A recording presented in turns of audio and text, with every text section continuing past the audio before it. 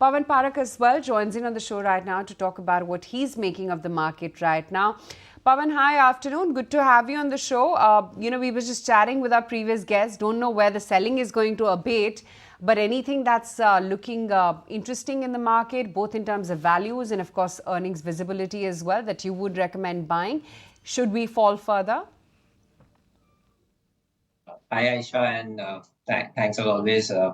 I think it's a tricky market, but actually, honestly speaking, I am on the camp that believes that it's good to see some correction after all. And honestly, we are in the midst of a rally wherein clearly we can see some transition happening. So the last 1 or 2 months, we see that the rally is moving more from BFSI or auto names into consumer and consumer discretionary related sectors. And we think this trend is here to continue as we just enter the festive season. I would want to believe that as maybe to I mean Q2 in that sense is a soft quarter, but in the earnings season which is about to begin in next 7-10 days, you will see a lot of these consumer companies, giving out better outlook for Q3 and Q4, and that will actually set the tone for this sector. Apart from consumer sector, I think the another sector which we think should investors should look into is obviously sectors wherein there is very high earning visibility. Power and cap goods is one such sector. And apart from that, pharma and real estate also looks very interesting to us. Right. Good afternoon, Pawan. Cheryl also joining in the conversation. And you did mention consumer, power, cap goods, pharma, which are looking good. But what about the PSU space? When you talk about the power space, do you also include the PSU related counters on that particular front? I think the entire sector is going through a big secular round of capex. As you are already aware, we haven't had a desired amount of capex happening in the power sector for the entire of last decade. And now if India has to succeed with Make in India, Digital India, and everything else, power is the bare minimum requirement. So I think power is a cycle which is here to stay for at least next 5-6 years. And obviously, some of these large power utilities, including the likes of NTPC, Power Grid, and others, will be at the forefront of driving capex in this sector. So I would want to believe that a lot of these PSU stocks in this sector will also contribute in the rally.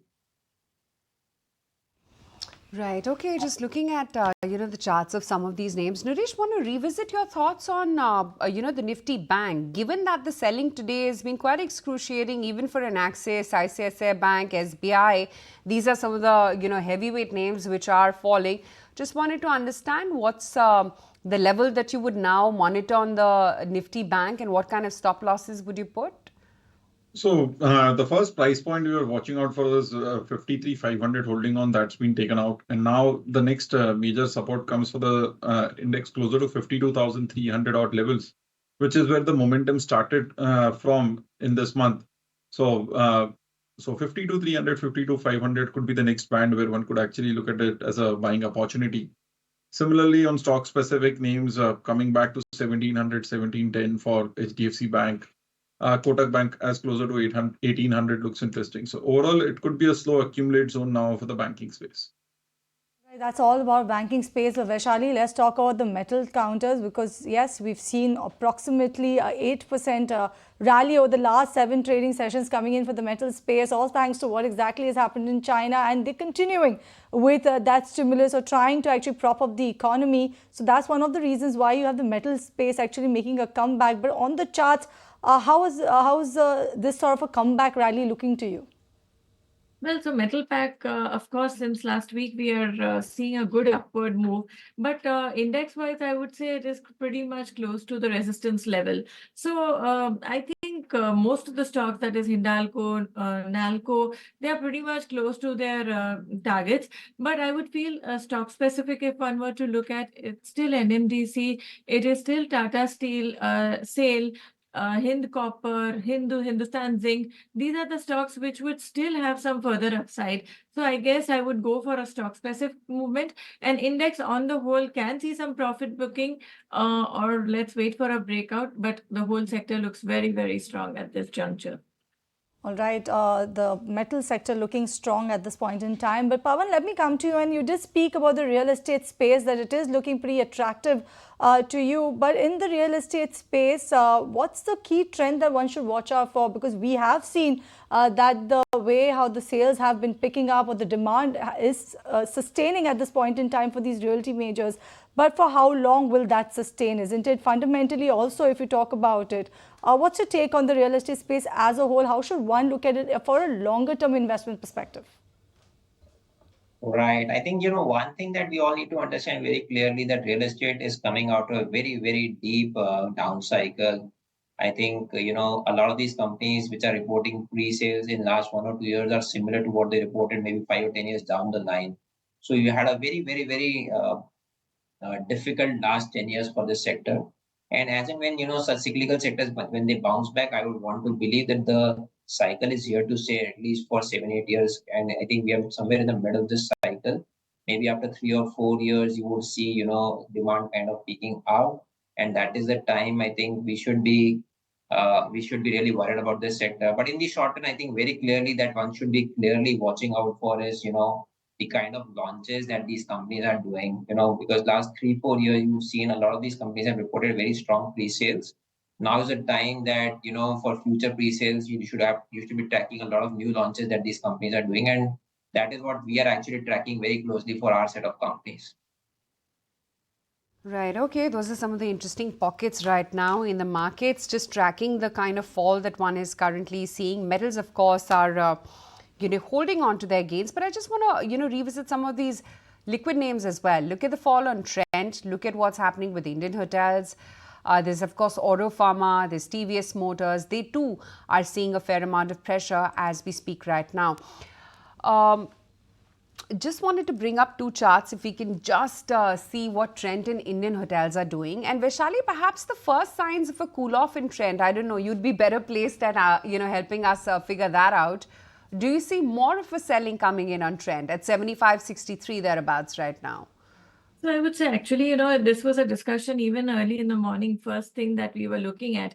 I think, if you see the charts, even on a monthly period chart, I think it is too much into an overbought zone. So, I think on near term, one can see some profit booking because the stock has really run up one way. There has been no stopping. And today, for the first time, we are seeing some signs of exhaustion. So I guess if the selling still continues, it can go towards 7,300. 7,200 to start with. All right, so that's the view coming in on Trent. Let's put the spotlight on some of these railway counters. Then, Naresh, how are they looking to you on the charts right now for the likes of Titagarh Rail, or for the matter of fact, you have IRCTC and IRCON? How are they looking to you on the charts now? So, most of these names have already created a major short-term top. So the only one which would still be interesting is Indian Railways, IRCTC, because that did not get into a move which was parabolic like IRCON and others have gone through. And it has been holding on to that 850 to 880 mark, which has been the low for the last almost 8 to 10 months. Election days, even before in Feb, March of this year, very recently, 4 to 5 days back as well. So that could be a bounce back candidate, but the rest of the railway names, I'll be very cautious. I would expect sideways move to continue for much longer than most of us expect.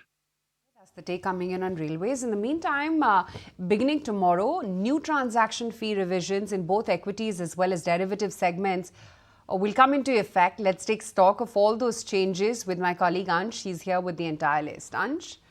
Right. So in line with SEBI's new measures, stock exchanges have revised their transaction charges. Exchanges have announced some revision in their STT charges. Now, for calculation of STT, future STT are based on a turnover value per crore, whereas option STT are based on option premium turnover value per crore. Now for NSE, the charges are 297 rupees per crore for cash market, 173 for equity futures, 3,503 rupees for equity options, 35 rupees for currency futures, whereas 3,110 for currency options. Now if you talk about BSE, then they have revised their fees for Sensex and Bankex index option at 3,250 rupees, whereas the currency futures is at 45 rupees per crore, which was 35 rupees for NSE actually.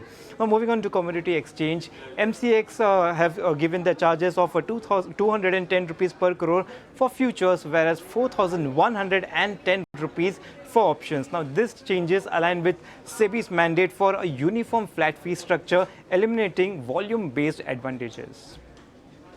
All right, thank you so much for that, Ansh, for putting it into perspective. But that leads me to my next question, Pawan. Let me ask you about how are you looking at these companies that are linked to the way how the markets have been moving, be it the brokerage companies or for the matter of fact exchanges. How are you looking at these companies, and given the fact that are you also of the view that their growth is linked to the way how the Indian stock market performs? That's very clearly the trend. I think, the growth is very clearly linked to how the market performs. But I think I must tell you this entire space looks pretty interesting to us because the kind of client addition we've had in last 5 years across AMCs in terms of SIP or maybe in terms of new broking or demat accounts getting added into the system. As and when a lot of these clients which have got added in last 5 years become more active on the counter, I would want to believe that a lot of these broking companies will make lifetime high profits in next 3, 4, 5 years. And I must tell you, despite the run-up, valuations in a lot of these companies look pretty reasonable. Maybe at a time when markets are maybe investors are less worried about corrections in the market. I think that's a time when I think the stock will do well. But all in all, I think this sector looks pretty interesting to us. And despite a huge number of client addition that we've seen in last 4, 5 years, if you look at the penetration of equities into Indian households, still remains pretty low. So I think this is a pretty exciting theme from India's perspective for next 10 years. That's the one which is in focus. Of course, Oro, the US FDA, concluded its inspection at its facility in Telangana, and the inspection closed with a good 10 observations. So that's one stock which has been in focus today. Other than that, of course, Alembic Pharma as well, which got the US FDA final approval for a tablet which is used for the treatment of schizophrenia. The estimated market size of which is about $48 million. The stock managed to hold out in the green for the better part of today's trading session. Right now, of course, considerably off its day's highs. The other one, of course, has been PB Fintech, and we will try and bring up those sound bites as well up for you because we spoke with the management earlier today reacting to the ET Now exclusive story. PB Fintech said that they're only an investor. They do not own assets in the healthcare entity. When we did probe them a little bit more about why this diversification, in fact, let's hear out what the management told us. Policybazaar is an investor investing between $0 to $100 million. And yes, you can argue it is investing in an asset-heavy model. That does not make Policybazaar itself an asset-heavy model.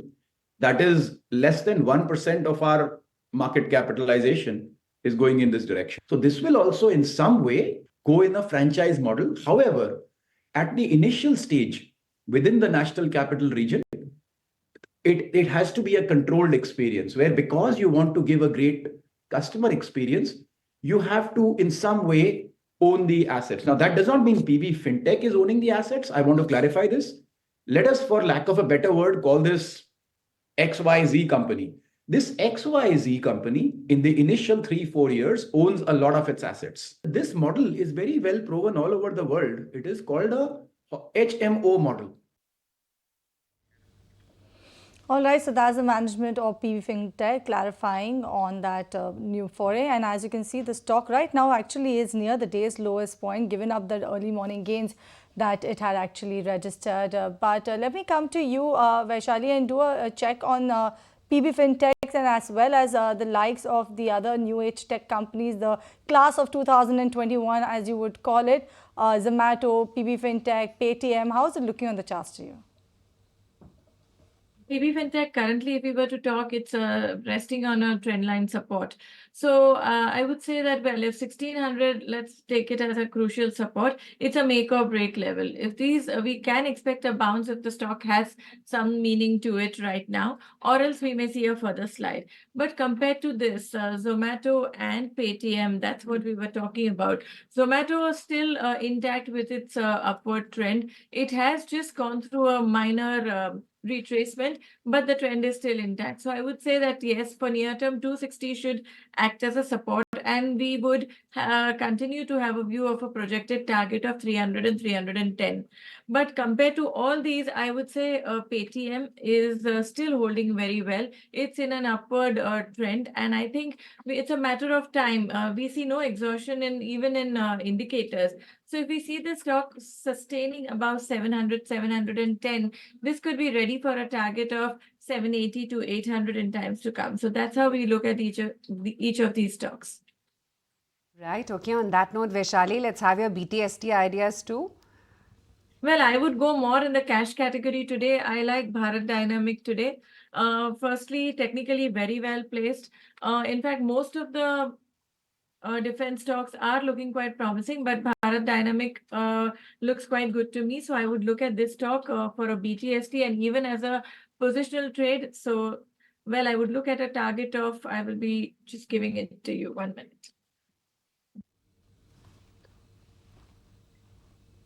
Yeah, so it is 1159, 1100 as stop loss. As a BTST, I would look at 1200, and positional trade, I could even look at higher target. And one stock in the FNO category I still like is the OMCs. BPCL is holding on very well at the resistance level. So I guess if it sustains here and volume is pretty good, I think it's ready for a target of 385 from here on, and 360 would be taken as a stop loss. Some interesting ideas coming in there from Vaishali. Naresh, what about you? STBT or BTST still? So still BTST looking at financials. So first is the buy on Mahindra and Mahindra Financial. The stock is closer to a new 52-week highs and not far away from a multi-year high. Good relative strength in the last few sessions. Stop loss at 333, target price of 350. Second is the buy on Federal Bank, which is clearly the leader in the small private banking space. Has seen good volumes and price move in the last 3-4 sessions. Would expect it to continue towards a previous high. Stop loss at 194, target price of 202. So those are the BTST ideas coming in from both of our experts, but all eyes today will be on the outcome from the key board meeting of SEBI later today. Remember, this will be the first meet since those Hindenburg allegations against the SEBI chairperson.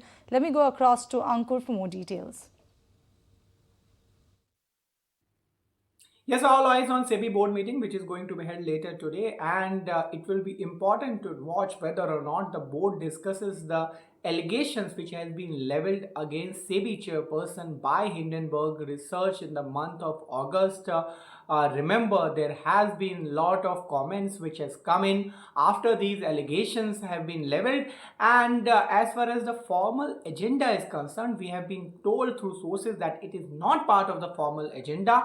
However, the board may take cognizance of the allegations of the events that has turned up after these allegations have been leveled against SEBI chairperson. Apart from that, we also understand that SEBI may consider mutual fund light regulations which has been pending for some time. Remember, SEBI has been trying to bring the lighter form of regulations for passive funds who are managing indices. So the amount of regulations will be less for them, and once it is passed, it will be easier for many of the fund houses to go ahead with the approval on passive funds. Apart from that, SEBI may also discuss new asset class within mutual funds to deter investors from swaying away towards unregistered kind of portfolio managers who were giving unsolicited calls. Now, SEBI wants these retail investors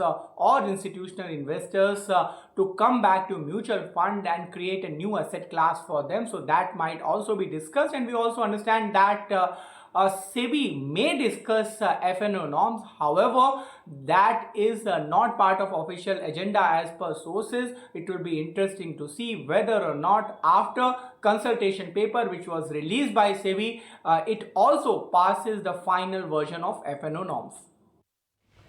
Okay, lots on our plate this evening. But right now, of course, you are seeing the markets pretty much closing around the session lows, 360 points off. Though we've managed to really just about on the brink of it, defend the 25,800 print, but it's still pretty skittish. Maybe post-adjustment, we actually end up closing sub that level. Naresh, given the kind of fall that we've had today, what is it that you would monitor for tomorrow? Does it seem like this is just a one-off day? Or do you see more selling coming in the next few days? Because even globally, you are seeing a bout of correction come in. So seems like a little bit of a flow shift happening from India, China, and global dip also. So in that case, I would watch out for how we react around the 25,600, 800 band. And more importantly, focus more stock specific. Stock specific trends are much better right now. So would be looking out to accumulate banks on a further dip. Say if we get a dip closer to 1700, 1710 for HDFC, or closer to 1800, 1820 for Kotak Bank, that could be a good counter entry point. So we'd be looking out for a buy on dips. Any further fall towards 25,600, that could be an opportunity. All right, so that's the take coming in on the space. Coming to you, Pawan, just wanted to get your overview or understanding of what you're penciling in for the IT sector, because in the next 10 days or so, we will be bombarded with the Q2 earnings, with TCS being the first one. What are you penciling in when it comes to the growth coming in for the IT sector, and how much of this huge Federal Reserve rate cut actually benefit the entire space? Right. So I think very clearly the one thing that is to be watched out for is the commentary on discretionary demand. If you see at last 1 or 2 years, in terms of TCVs or the order inflows that they report, they've been pretty solid. A lot of these companies have reported a very good number of large order flows, but unfortunately that hasn't been able to convert into execution for the simple reason that a lot of these small and mid-sized discretionary orders that they had that were completely missing for last 2 years or so. I think this is the time when I think, it's been almost 2 weeks since Fed has cut 50 bips in terms of interest rates. And now all of these CIOs and CXO level people in IT sector would have spoken to their counterparts. And I think the commentary or the feeling that they get in terms of future discretionary spends, I think that is something which will be clearly watched out for, because that's got a clear impact on quarter revenue growth and margins both. I think that is one single standalone thing, which I will be keenly watching for. Okay, those are some of the sectors which are looking buoyant right now. Page Industries, Tata Chemicals, interestingly, sudden spikes are what you're seeing on the screen on these ones. I can add an AU Bank as well to that list, which has jumped up about 2% or so. Page, of course, is sitting on a 2% gain. Tata Chem as well, 2.25% higher right now as we speak. But Pawan, any consumption themes that you're still betting big on, and if we were to ease off a little bit, anything that you would buy afresh or recommend to do so? Yeah, I think two things which are very clearly on my radar is one, we're in the festive season. So you look at jewelry space, apparels, footwear, the entire consumer discretionary basket. I think that should continue, that should do well. And I think within that retail as a space, if you think, that is one sector which hasn't done well for last 2-3 years. So I think that is one space, I'll be keenly watching for. And on the staple side, I think, companies which are making the right moves in terms of penetrating more into rural India, because the feeler that we're getting is that gradually rural India is coming back. So far, the news on the monsoon has also been quite decent. There could be some things here and there on a regional basis, but on an aggregate basis, it's been reasonable. I want to believe a lot of these companies which have got decent rural push, they should also do well. So I think these are the two things out here. But I must also tell you one thing, that given that this sector hasn't done well for quite some time, there is some comfort in terms of valuation for a lot of these companies. So one quarter here and there doesn't change the real story for us. Right, so that's about the consumption space, and you did speak about the good monsoon. In fact, you had IMD that just released a statement a short while ago saying that India has actually received the best monsoon rains in about 4 years. The cumulative monsoon rains was 8% above normal as of September. We're talking about the rural theme, talking about agriculture. In fact, Vaishali, how is the entire chemical space or agri-chemical space looking to you? They are technically also very well placed. So to name a few, I'm looking at Deepak Fertilizers, Deepak Nitrite. These are the stocks technically very well placed. And sometime back, I think someone was mentioning about Tata Chemicals also. So I think all these stocks, and along with this, other chemical, like Archean chemicals, all these are looking very promising. So I think these are the stocks that one should look into. Right. Okay. Pawan, Vaishali, Naresh, all of you, good to have you guys in the show as always. If you like this video, then like, share and subscribe to ET Now.